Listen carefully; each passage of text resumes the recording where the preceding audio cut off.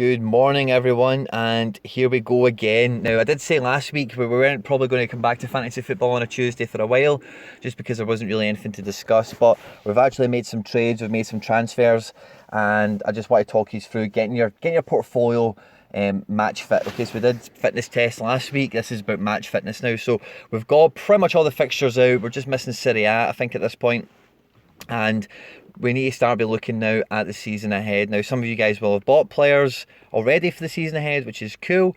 But what you need to be thinking about as well is things like the fixture list, how they're actually going to be panning out, who's got a good set of fixtures to open with, and who's going to actually generate you money. Because the thing, when the season kicks off, see the kind of buzz we had around that IPO, and I'll talk about the IPO probably in another video, maybe later today or tomorrow.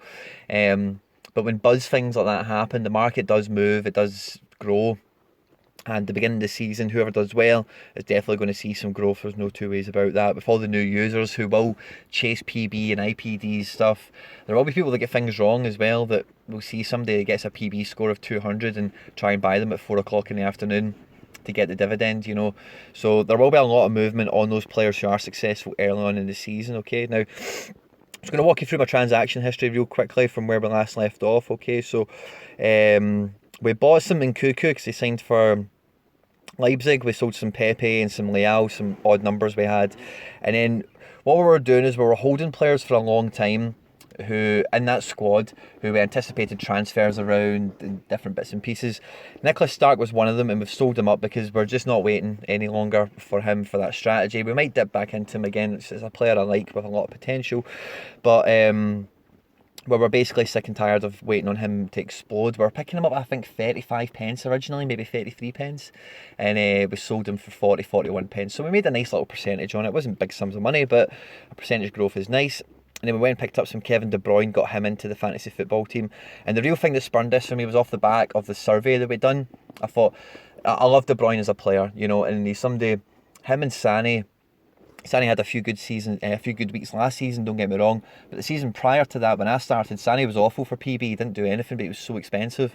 So you get players like this who are expensive, but they don't actually, if you actually drill into the numbers, their PB and their dividend return is actually quite minimal. But De Bruyne, number one, had a lot of injuries, which we hope and suspect aren't going to plague him so much this season. And then if we have a slight change to the matrix, it might favour him. So he's also got massive media potential as well if he was to be running for player of the season, and Man City are competing on all fronts and that type of thing as well. Because the thing with Man City, and as much as everyone's thinking, oh, Liverpool should be good for it this year, Liverpool have got the Club World Cup to play in December or November, whenever it is. A bunch of their players have been away in the AFCON. I don't know if they've had too many at the Copa America, you know, but it had a jam-packed season last year, the World Cup hangover, you know. So Liverpool, I don't know if they're going to be as strong as people think they're going to be this year, to be honest, just with the fixture congestion and, you know, a few other bits and pieces. So anyway, Man City, I do fancy them to do well this year, and De Bruyne, if he is going to be fit, is going to be a huge part of that. And he's somebody who, if fit, even though Pep rotates, if De Bruyne's fit, he's playing, you know, same as Fernandinho. If they're fit, they're playing.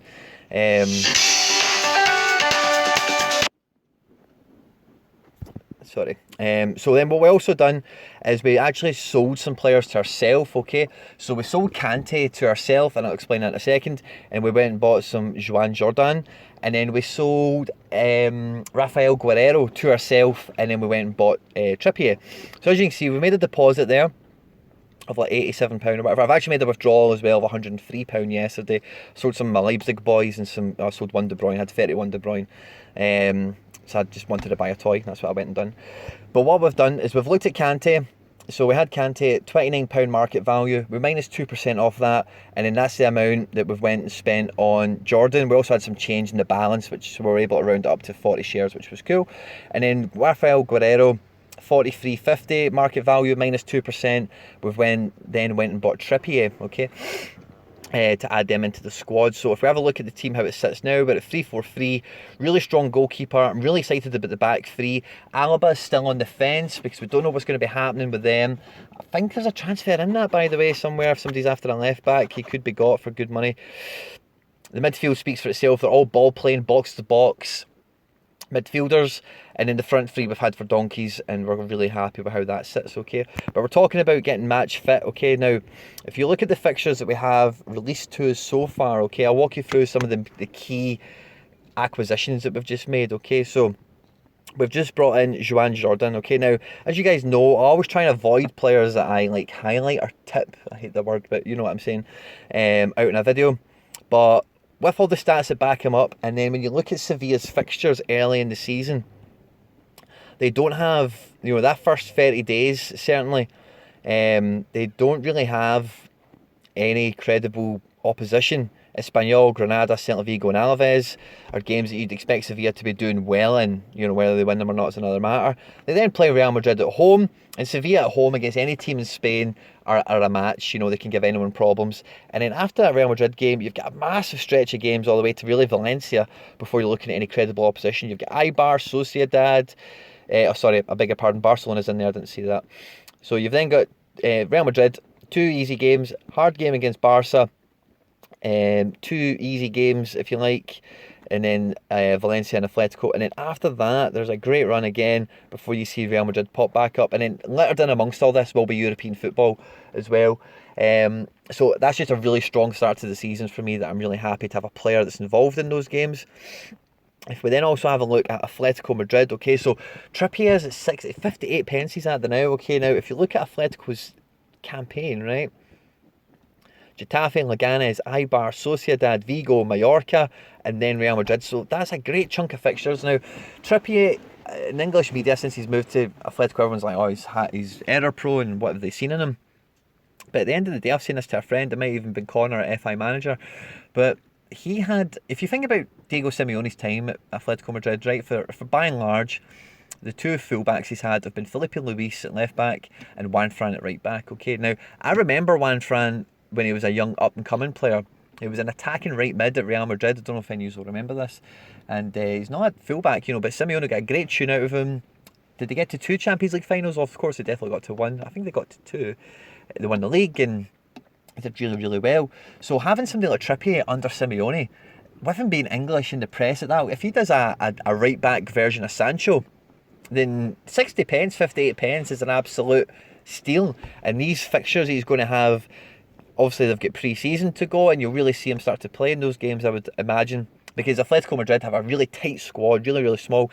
And even if you look at the friendlies they've played so far, let's even look at the last one, there'll be players on here that don't even exist on this app, you know, and they don't have any real, a wee bit more now, but you look at all these players, you won't know any of them, you won't, and if you're to drill into them all, the amount of them that have played competitive fixtures will be minimal. Renan Lodi's played as well, there's Trippier as well, you know, so they've both played in the last game, and that'll be the new 2 fullbacks for him, Lodi at left back and Trippier at right back. We look at the game before Jerusalem, that might be the one I'm thinking of, where the players, they don't even have wee symbols next to them. I don't know, these ones do.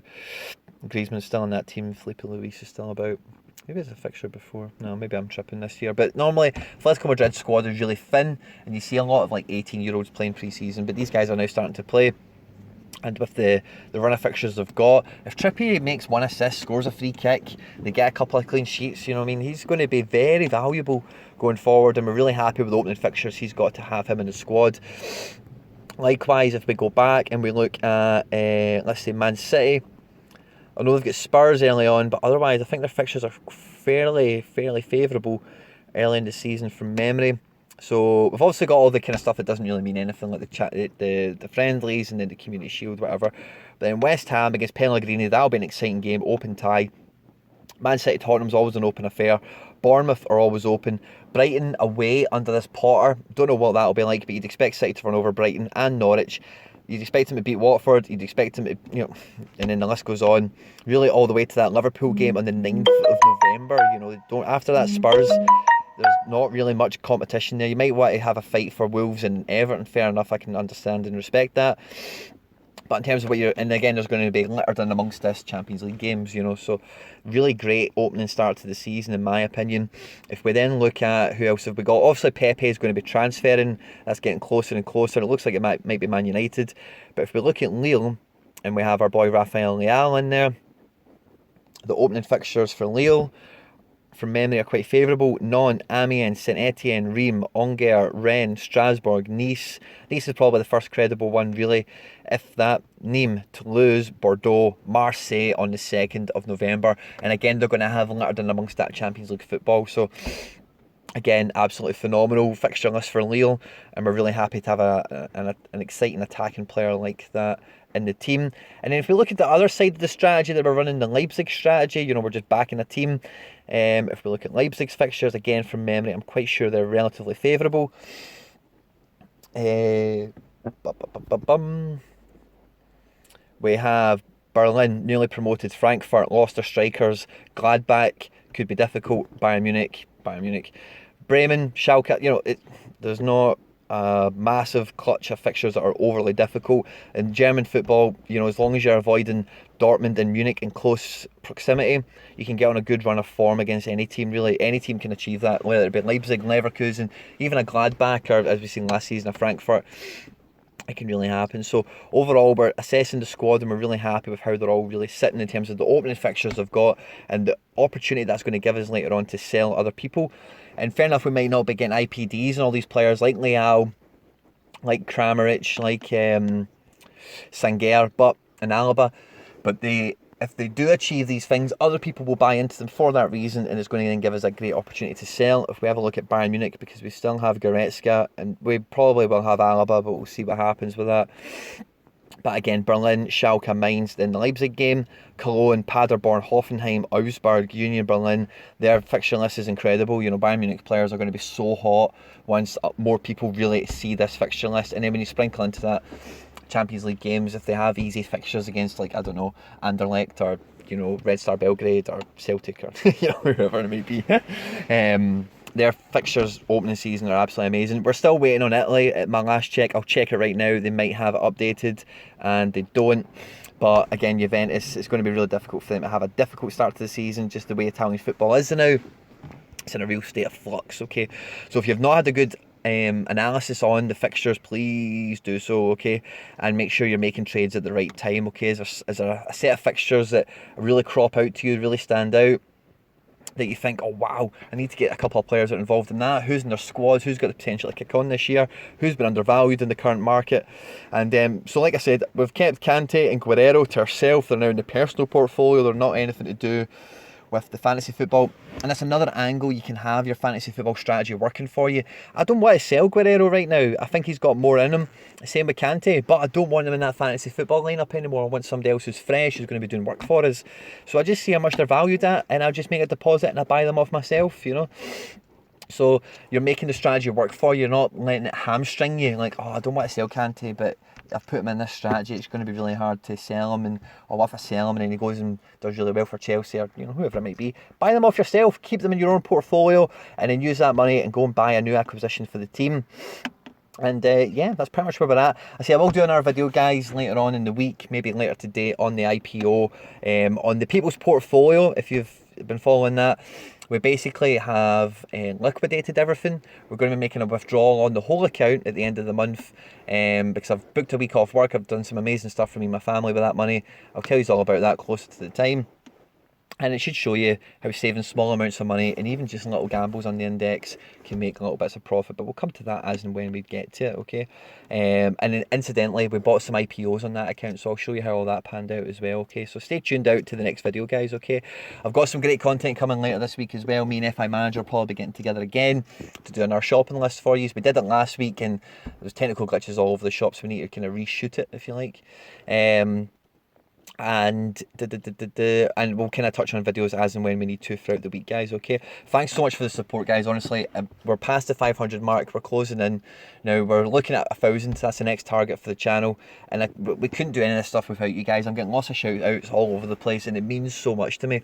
And anything that we talk about in the videos and any advice you pick up and anything that benefits you, honestly, it warms my heart so much. It means so much to me. And I've now started to see lots of other guys giving this YouTube thing a shot. You know, obviously Connor's a great guy. He's got some beautiful videos out there. But there's also other guys cropping up. So make sure you're checking. When you're on YouTube and you search Football Index, sort by upload date. And you'll see other people that are trying to make a stint at it as well. And whether they're they're to your taste or not, or whatever. It's up for you to decide, guys. But there's more and more content coming, not just from me, but the FI community is kind of waking up to YouTube now, and I think we're going to see some amazing channels pop out alongside myself. Hopefully you still think I'm amazing with all these other people coming along, I'd hope. But there's a lot more here, guys, to get involved in, so get stuck into it.